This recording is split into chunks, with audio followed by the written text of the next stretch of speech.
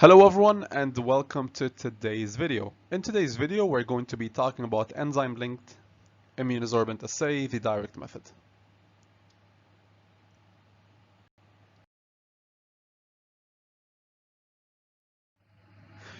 Very briefly, it is going to be using a solid phase immunoassay to detect the presence of an analyte. By analyte here we mean the molecule that we're going to be detecting, be it an antigen or an antibody. This is going to be very important to note later in future videos when we talk about the different methods that ELISA can be performed in. And also it is going to be using spectrophotometry in order to detect the binding of our molecules of interest. And third, this method is going to be used as a diagnostic tool in various industries. Specifically, there are a couple examples like the presence of the mycobacterium can be detected using ELISA, also hepatitis B and C markers, and also most notably and recently, SARS-CoV-2. Regarding direct ELISA, a solution containing the antigen of interest is going to be placed in a well.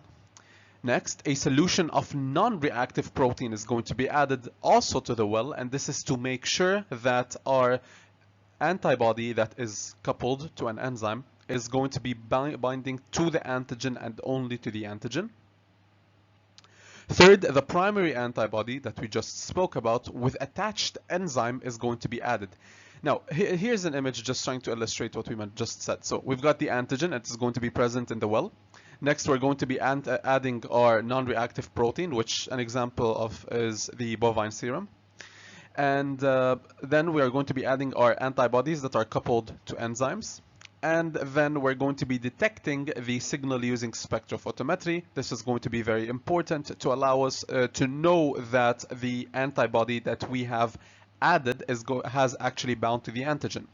What does this tell us? So, for example, if I have a SARS-CoV-2, I have a sample of proteins that I added to the well, and I want to know if, for example, there are some specific biomarkers regarding SARS-CoV-2 that are present. For example, an antigen that is present there.